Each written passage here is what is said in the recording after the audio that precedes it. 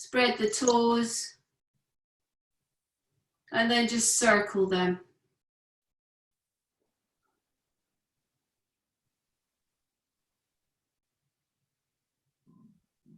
And then come up and stand on that foot.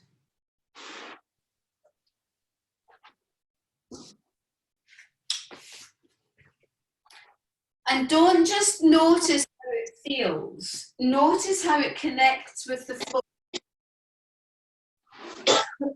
So do you feel any difference in that foot to the other foot? Now, I know you've already started working on the other foot, Roger.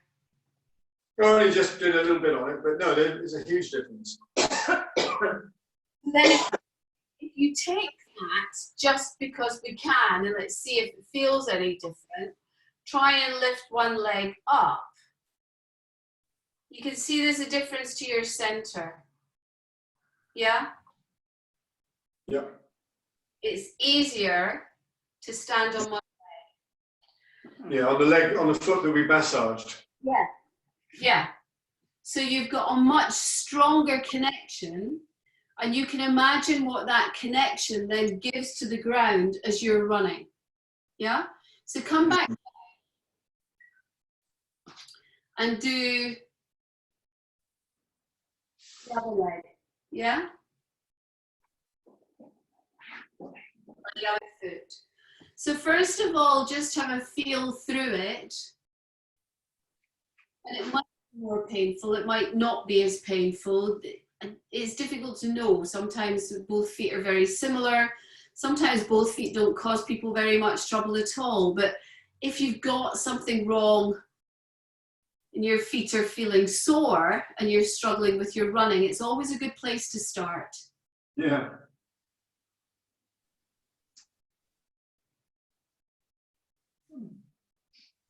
You all right, Lynn? Yes, I mean, this is the okay foot, but actually when I press hard on the top, it feels as tender as the other one. Yeah, it doesn't cause me any trouble. Well, I know this foot's a bad foot because I was trodden on by a pony when I was 15. And it's never been the same since. And it was, it would have been all right if he'd just trodden on it and lifted his foot up, but he trod on it and then leant into it. It was a little all right. He really didn't like you. Yeah. The thing tried to kill me on several occasions. He was a 3-year-old that I was breaking. And I'm not kidding when he tried to kill me. I had to run underneath a 17-hand horse to get away from him one day. Whoa, whoa. I don't know whatever happened to him. If I did anything to do with it, he would have been put down. He's probably ended up in a tin somewhere. Yeah, I think possibly. If anybody had any sense, he certainly did. Yeah, pony. I don't know whether somebody had, I don't remember whether somebody had bred him or what they'd done. But it was the first horse I ever broke in. Not a very good lesson in doing it, actually. That's quite a young age to be breaking horses, I would thought. Well, at 14, 15. Yeah. Yeah, I was very privileged. I rode at very special stables. The boss knew what he was doing, so I was the only one who was the right weight to be on him, to be honest. Right, so really getting stuck in and mobilizing through what's going on here. So have you got as much mobility? I've got a lot of scar tissue in this foot, so it's a lot less free. It's constantly swollen. It's just to do with the scar tissue. So mobilize it. Can you find, there we go. Can you start to find movement?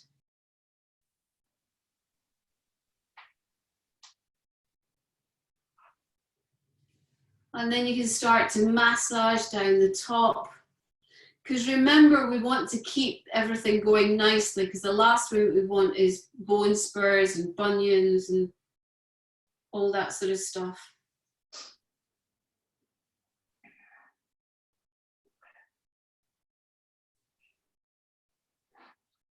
I guess this would be a good weekly exercise, would it? At least once a week, yeah. So if there's any, it gets quite stressed in here, just down the line of the arch. I get quite a lot of tension in there, so it's a good place to play. And then get the fingers in between the toes. Not so easy on this side.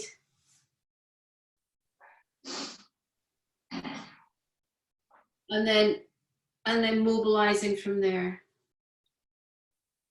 Really difficult to get my fingers into this side. Just circling in one direction, circling in the other.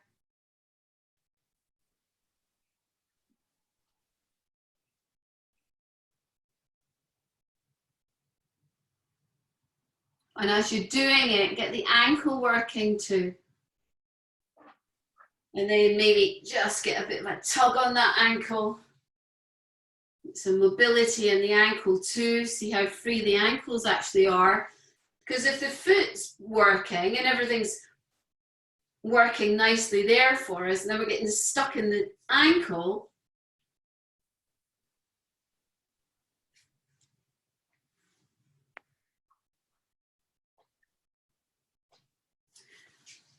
so coming from there up to standing.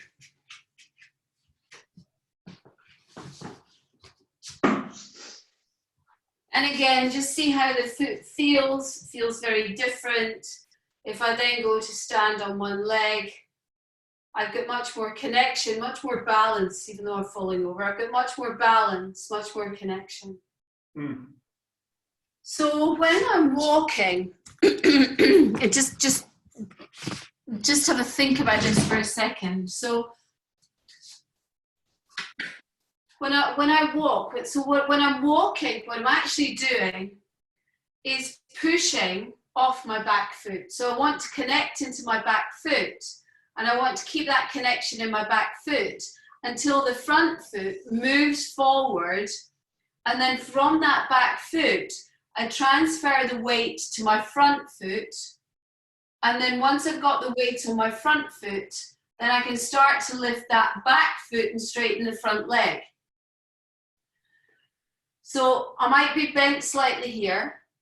Then I'm going to push up straight. I'm going to keep the weight on the back leg. Keep pushing the weight down in the back leg until the front knee bends.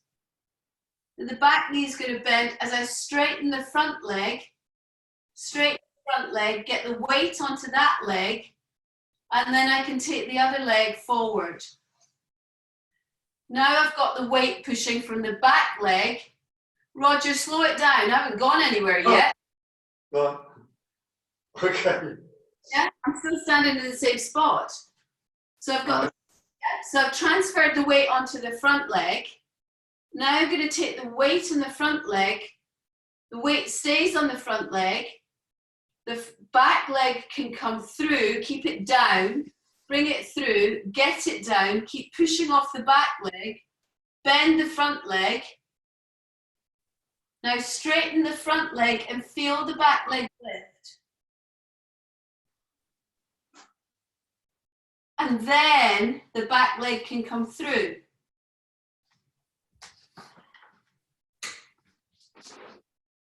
So do you get the drift of what I'm saying? Yeah. Yes. So too high, Roger. Keep both feet on the ground. So try to keep both feet down. So stay longer on the back leg, Lynn. So that back leg, wait. So you're transferring the weight way too early. So straighten that left knee. Straighten your left knee, Lynn. Yeah. Keep pushing back. Yeah. Now, as you push back, the right knee will bend. Yeah. So now that you've got that there, now transfer the weight onto the right knee or the right leg, and come up onto the toes of the back leg as you straighten the front leg. Yeah, good. Keep the feet down.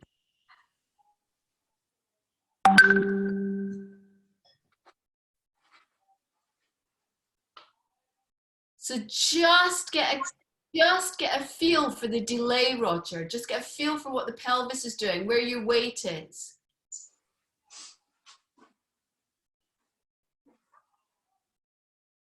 You're on your front leg already. You've all your weight on your front foot. So running, it's like running uphill. You're running downhill doing that. So you want to push off the back leg. Lynn, bring your body over your torso over your hips. Roger, so keep your weight back. Yeah? So, now bring the leg through slowly as the pelvis moves. Keep pushing off the back leg. So you're coming down quite hard on the front foot. Yeah, there. So now you're transferring too quickly. So you're moving straight onto the front leg. Hold on the back leg. Yeah. Hold on the back leg. Bring the front leg forward, but don't lift it off the floor. Keep it down. Wait, now push off the back leg. Push off the back leg. Straighten the front knee. Drag the foot along the floor, but stay on your back leg. That's it. Not so far. Bring that leg down early. There. Now push off the back leg. Stay on that leg, yeah. Keep pushing. Transfer the weight now. Not so far. Yeah, better. So I'd recommend to you both that you take much shorter strides. Lynn, chest up. You're leaning very far forward, Lynn. Oh, wow.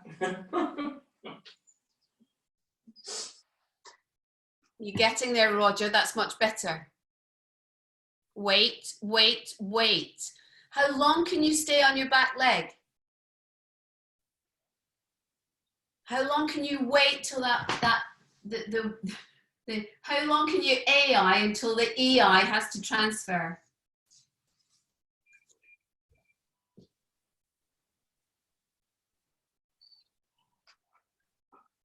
That's different.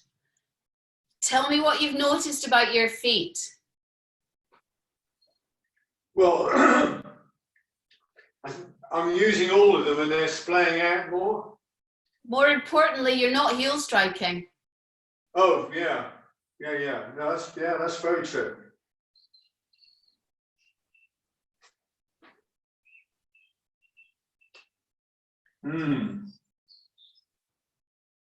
Yeah.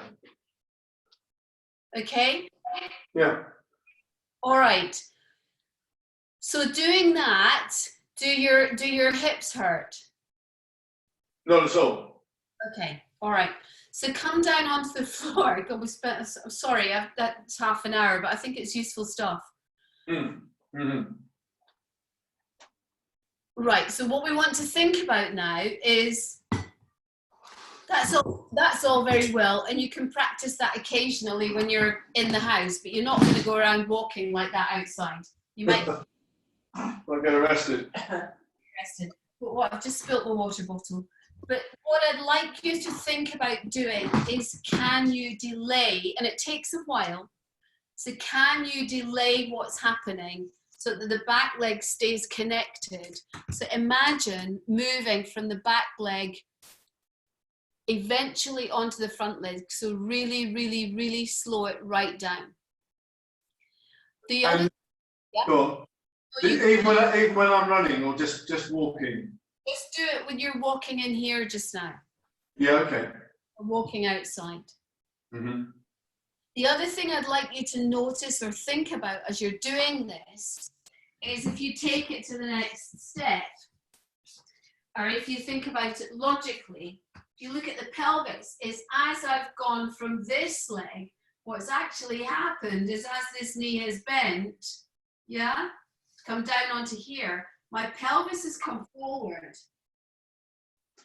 So here I'm working on here. I'm still pushing on there until I've got there. Yeah, then I straighten it. Then what actually happens is that takes the weight back. Then the pelvis moves round again. Uh-huh. But if I keep it in movement, I'm still here. My weight's still